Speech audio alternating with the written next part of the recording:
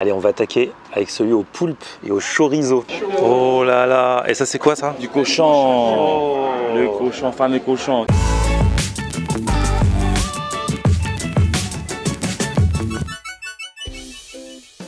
Salut tout le monde, bienvenue, nouveau vlog aujourd'hui, toujours en Polynésie française. J'ai changé d'île là, je suis pas loin de Tahiti, je suis à Moorea, c'est l'île sœur de Tahiti qui est juste en face, à environ 30 minutes de bateau, de ferry. Je suis arrivé ici et aujourd'hui, je vais enfin expérimenter le typique, l'authentique Mat-Tahiti, le repas polynésien fait dans la plus pure tradition. Donc là, j'attends un bateau, je vais embarquer et on va se faire un pique-nique façon Mat-Tahiti. Je vous emmène bien sûr, suivez-moi.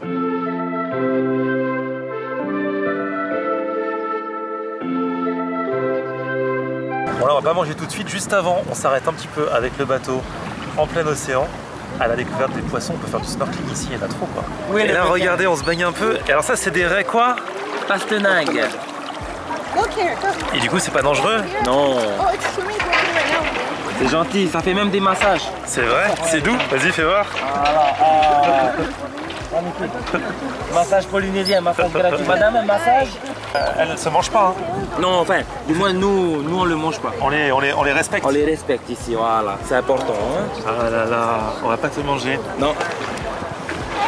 Les poissons noirs, par contre, là. Ouais. Ça, oui. Ah bah vas-y. Ah bah attrape. Non, c'est plus joli ici. C'est plus joli. Mais ça se mange. Voilà. Un Polynésien, quand il vient ici, à chaque fois qu'il voit ça, il pense au barbecue. Ah ouais.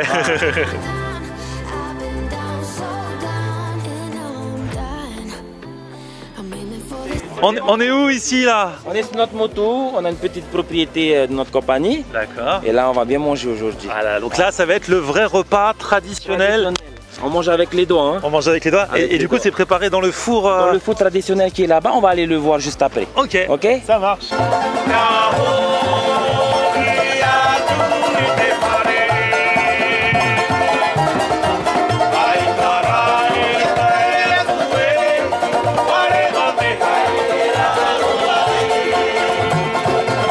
Alors du coup c'est ça le four? Voilà, exactement. Hein. Donc là on a à peu près une centaine aujourd'hui.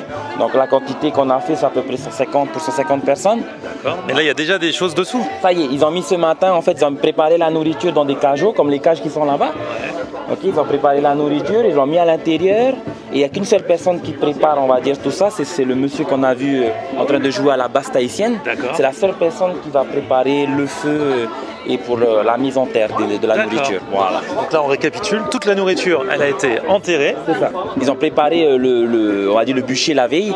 Ils l'ont allumé ce matin, le bûcher, et il y a des pierres volcaniques qui ont été posées dessus. Et là, ils ont allumé, et quand le feu a bien pris, ils ont posé la nourriture, ils ont tout refermé. Ok. Voilà. Et donc là, tout à l'heure, il va tout enlever et il va sortir la nourriture. Voilà, qui sera cuit. Génial. Trop fort. Et donc ça donne un goût particulier? Ah, c'est pas mal, ouais. Il y a la pierre volcanique qui va apporter ce goût de pierre chaude et d'odeur un peu particulière. Et aussi les feuilles de banane qui vont jouer aussi un rôle, qui sont recouvertes aussi juste dessus. Je sais pas si vous avez vu à l'époque ma vidéo sur le gigot bitume. Ça me fait penser un petit peu à ça, ça n'a rien à voir, mais au niveau du procédé archaïque. Là, on a soulevé toutes les feuilles, la tôle et toute la nourriture est là. Ah ouais, il y a plusieurs étages en fait. C'est ça, il y a 2 étages. Hein. Ah ouais. Il y a 2 étages. La viande et les légumes. Voilà. Ouais. Donc là, ils viennent de prendre la viande et ensuite il y a les légumes. Ah ouais. Oh là là, il n'y a que des bonnes choses.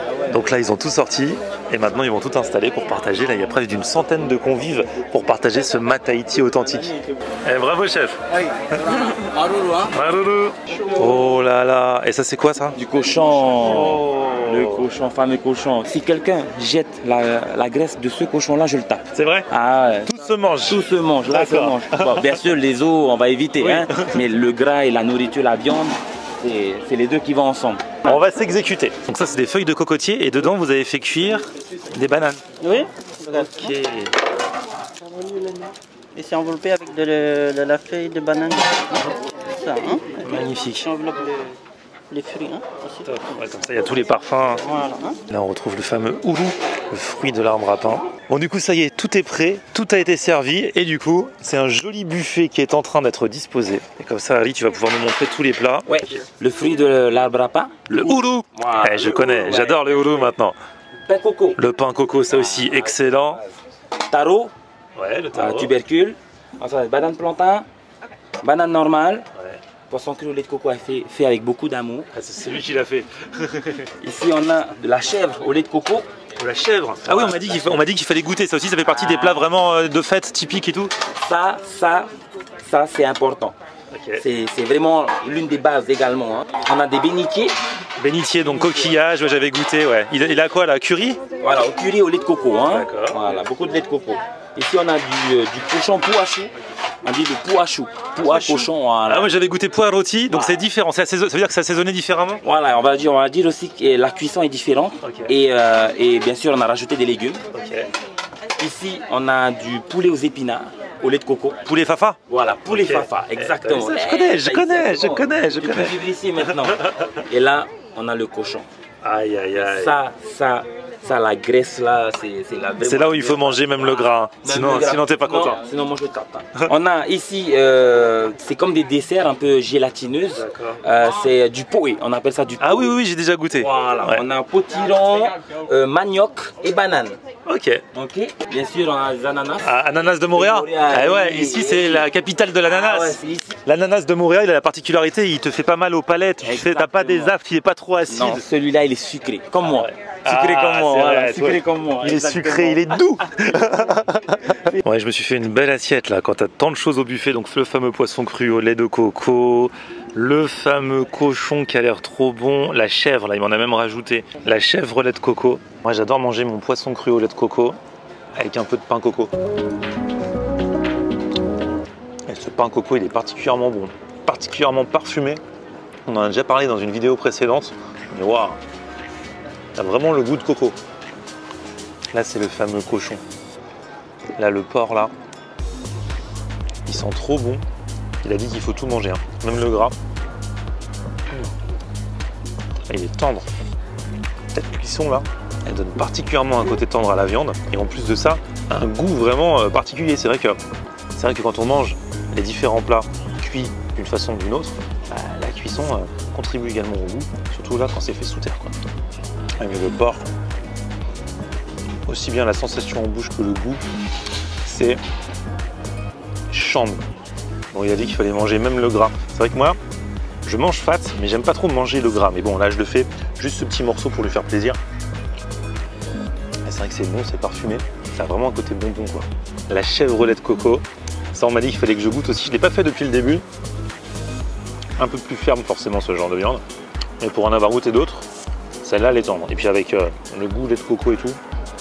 Le fameux poulet fafa, ça aussi, c'est l'un des plats traditionnels ici. Poulet aux épinards. Alors, ces épinards d'ici, hein, c'est pas les mêmes que chez nous, mais encore trop bon. Et puis cette cuisson à l'étouffée, vraiment, ça donne un résultat de fou. Tout le monde ne mange pas comme ça tous les midis. Hein. C'est le mat Tahiti dans le four, comme ça dans le trou. C'est un truc qu'on fait pour les événements, pour les mariages, pour les fêtes de famille et ainsi de suite. Il faut avoir un trou chez soi, donc tout le monde ne peut pas le faire non plus. Donc c'est vraiment réservé quand même aux événements. Mais j'adore. Et bon, en vrai, ça se mange à la main ici. Hein. Donc voilà, pas de chichi. Bon bah c'était génial, super expérience. Et merci Harry, franchement. Avec grand plaisir, Marourou. C'était au top. Au plaisir de vous revoir. Hein. Harry dit que d'habitude, il regarde mes vidéos et ça te donne faim. Bah là tu vois, c'est toi qui vas donner faim aux gens qui vont regarder cette vidéo. Sans la nourriture, juste en me voyant moi. Hein. Ah, juste en te voyant toi, bah oui, tu donnes faim à toutes les femmes de partout. C'est quoi le dire? Ah non, pardon. Oh là là, oh mince. Je vais lui créer des problèmes.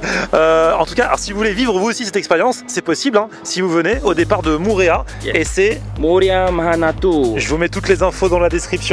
Et vous pourrez checker et croiser Harry et tous ses amis et vous faire un bon repas traditionnel polynésien cuit dans le trou. Et à manger avec les doigts. Moi j'ai mangé avec les couverts, désolé, je suis trop bourgeois. Ciao. Marourou, nana.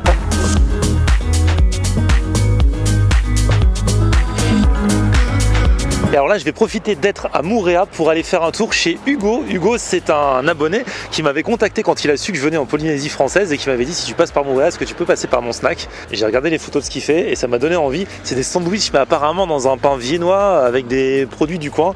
Donc je vais y faire un tour avant de reprendre mon ferry pour Tahiti.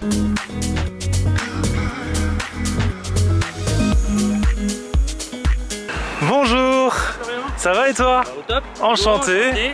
Alors Hugo, toi franchement tu m'as contacté quand j'ai dit que je venais en Polynésie française, tu m'as donné envie hein. Avec tes sandwichs, ouais c'est ça. Des sandwichs à base de pain viennois maison, parce que je sais pas si tu as fait le tour de l'île, mais il n'y a pas de pain, ici il n'y a pas de boulangerie etc. Ouais. Donc on a mis au point une recette de pain viennois que vous faites vous-même. 2 fois par semaine, qu'on cuit 2 fois par semaine et qu'on garnit avec des produits locaux, donc du thon, du porc, etc. Tu mets du truc local dans un pain viennois quoi. Ouais c'est ça, j'ai mélangé ce que je connaissais en métropole avec les produits adaptés d'ici. D'accord. Et toi ça fait longtemps que tu es ici? Non, ça fait 4-5 mois que je suis ici. Ah oui, c'est tout récent. Ouais. Et t'es d'où à la base? Moi je suis du Jura. D'accord. Je suis originaire du Jura. Les hivers surtout. C'est pas la même culture. C'est vrai que c'est l'hiver en plus actuellement. Hein. On est sur autre chose. Ouais, c'est ça. Je te fais goûter? Allez, bah vas-y hein. Et alors je vous présente Zoé, tiens viens là Zoé. Parce que Zoé du coup toi c'est ton resto à la base. Voilà. Tu es de Polynésie française depuis que tu es toute petite. Depuis que je suis petite. Ta maman qui était venue habiter là. Voilà, mes parents sont venus et ensuite on a toujours vécu ici. Je suis repartie une période en France pour mes études et pour du boulot. Je bossais dans une banque en France à Paris. Ah ça change hein. Et à un moment donné je me suis dit bon allez je reviens et voilà. Et puis c'était un projet compliqué mais ça vaut le coup. Et en France, tu as fait l'école de pizza? Voilà, avec Eric Riem, que je remercie, que je remercierai toujours. Du coup, à la base, ici, c'était une pizzeria, mais au fur et à mesure, de fil en aiguille, vous faites aussi d'autres trucs, dont ce qu'on va voir, qui est plus original, même si la pizza ici, c'est fait avec l'art et la manière, pâte maison et tout ça. Parce que moi, la boulange, ça me plaît. Avec la pâte à pizza, j'ai découvert un peu la boulange. Et du coup, même les sandwichs, c'est moi qui fais le pain. Le pain viennois, c'est toi? Voilà, le pain sur le vin. Trop bien. Voilà. Les petites boulettes de porc. Ah, magnifique. Effiloché. Regardez-moi cette boulette là. Le porc effiloché. C'est magnifique, ça en petite tapas. Trempé dans cette petite sauce au miel et à la bière. À l'intérieur, c'est un peu une farce à base de porc effiloché, d'oignons, de ciboulettes. C'est super bon, c'est super goûtu. À l'extérieur, ça croustille. Regardez-les arriver ces deux-là. 4 heures. Alors on a 2 sandwichs avec une base de pain viennois, un avec un effiloché de cochon qui a cuit pendant 16 heures, du chorizo, on a des pickles de moutarde, d'oignons et qu'est-ce que j'ai mis d'autre, de la roquette du jardin et des courgettes marinées aux épices. Et bah dis donc. Et le deuxième ça va être du poulpe avec une sauce chimichurri, c'est la sauce avec beaucoup d'herbes, un petit peu de piquant, de l'avocat du coin et quelques petits pickles. Mais toi, tu fais des vrais sandwichs. Tu rigoles pas? C'est que de l'amour. Ah ouais, mais en métropole, tu étais déjà dans la restauration? Ouais, bien sûr. Allez, on va attaquer avec celui au poulpe et au chorizo. Et dédicace à mon pote Ludo Lapomme, le grand fan de chorizo. C'est super frais. Ouais. C'est bien assaisonné. C'est le poulpe. Et le pain maison est super bon, franchement. Et ça, c'est la grosse valeur ajoutée. Et puis la recette qu'il y a à l'intérieur, c'est vrai que ça pique un petit peu, mais il y a l'avocat qui vient adoucir le tout. T'as pas la bouche en feu, le poulpe super bon, bien assaisonné, bien un kiff ce sandwich. Après le mat Tahiti, s'enchaîner 2 sandwichs comme ça, mais franchement, le jeu en vaut la chandelle. Je pouvais pas venir à mourir sans vous présenter ce type de sandwich quoi.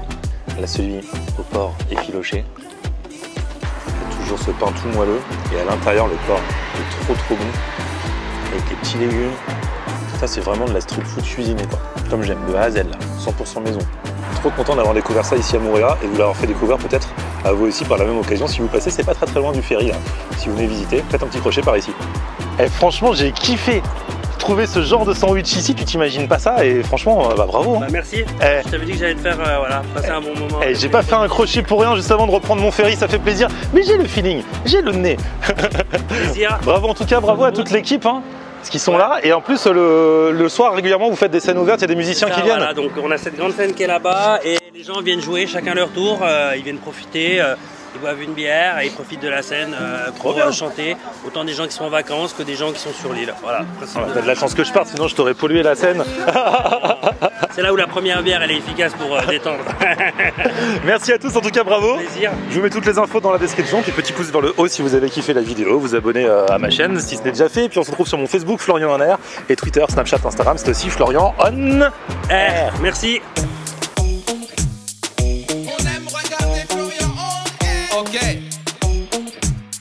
On aime regarder Florian On Air. On aime regarder Florian On Air. Alors tu dis quoi Florian?